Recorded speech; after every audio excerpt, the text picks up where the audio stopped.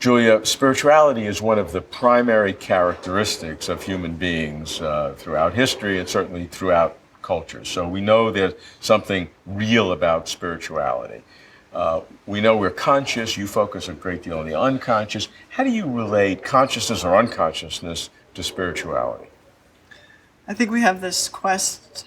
I think it's very clear that our brains are programmed to understand and make meaning. And I think spirituality comes from this desire to make meaning. And I think it's more than that. So my neuroscientific side says that is an explanation enough. We are just programmed to make meaning because, frankly, we have to make meaning to survive, right? So I see something moving and I tell myself a story about it, since I'm a baby, right? I'm telling myself a story. It's going from here to here. The things behind it I can't see. Oh, now I can see the things when it passes. Maybe it's bringing something from here to here. Oh, look, it's bringing my toy that I left over there on the floor or whatever, right? So making meaning is what we have to do to live, right?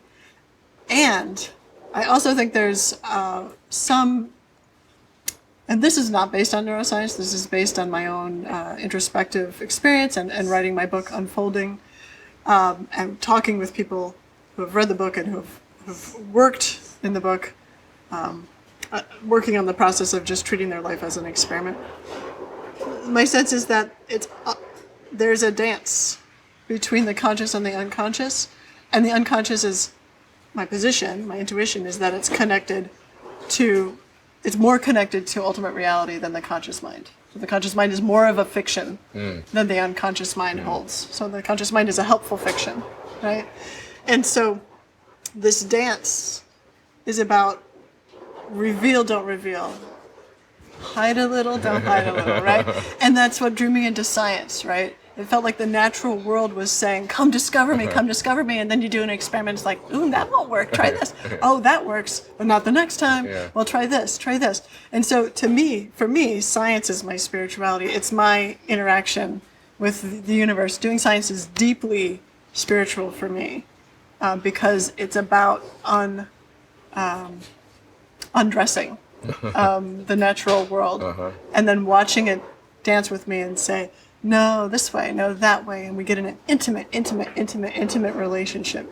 And to me, that's the same as the relationship between the conscious mind and the unconscious mind, which knows more, in my view, and has more information available to it.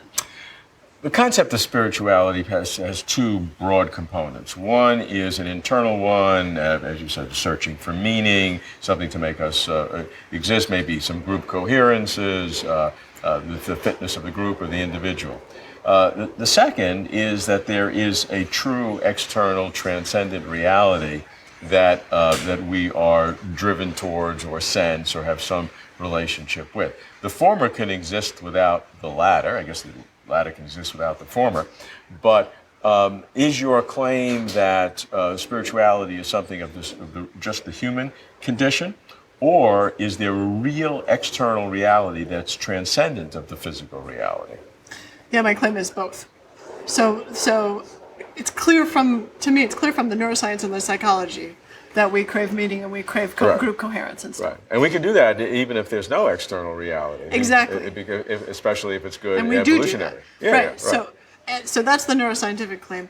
My intuitive sense, my experiential sense, which could be, of course, flawed, right? But it is that it's almost an aesthetic sense, is that there is a transcendent reality that is drawing us to it and that wants to be in relationship with us. Not like it's a person, but like there's an intentionality to it. I don't know. It's hard to think of intentionality not matched up with a person, right. But some kind of an intentionality that wants to be. And the intentionality comes from the external transcendent reality, or it comes from us? It's both. It's a relationship. Okay. And the intentionality is that we're both attracted to each other. I don't think we necessarily exist without each other. There's the individual consciousness and this vast unconscious or collective, what I call the collective unconscious, right? This vast unconscious field, or whatever word you want to put on it, that we're a system. Okay, so just to draw this out further, if all human beings have this unconscious field as well as the conscious field is very small, you have this big unconsciousness, is our drawing to it just drawing to the summation of all the human consciousness, or is there a real external, some sort of other consciousness in which all the human unconsciousness sort of resonate with, or part of, or come from, or something? Right, and we're really getting into aesthetics here. This is really like, but my aesthetic. So, yeah, I want to understand. You want to know my aesthetic? Yeah, right. Okay, my aesthetic is that, yes. My aesthetic is that, yes, there's something special about human consciousness and animal consciousness, and but particularly human consciousness, and there's something else. My aesthetic is that consciousness is a fundamental feature of the universe, almost like a force. I'm sympathetic with Max Tegmark's idea of consciousness being a state of matter, something that's just fundamental, unified, inviolable, right, and necessary for the function of the universe. And then, therefore, the relationship between consciousness, unconsciousness, and spirituality, and this relationship to the external consciousness. How do those work together? Except it's not external. If it's everywhere, right? It's not like us and then this external consciousness, right? Right? It's like if we've got consciousness in us and everything is conscious. If consciousness is a fundamental feature of the universe, we're part of the universe. Okay. So there's no external. So the traditional monotheistic God of the Western religions, where God is other, Right. is God is other, and God created the universe, and however, Right. That's not what you're saying. Yeah, well, yeah, no, yes, no. Yes, there's this sort of experience of, in our little consciousnesses, we have this experience of there's me and there's other. And there's a reality to that because that's our daily experience. And in terms of the fundamental nature of the universe, no, there is no other. Not that I am everything and I am God, right? But that everything is everything. If we're all created if we have quarks in us, right? Yeah. If we all have quarks in us, you can't say my quarks and your quarks, because on some level they're all the same. So that's what I'm saying. Right? So if we have consciousness in us, there's not my consciousness and your consciousness, right?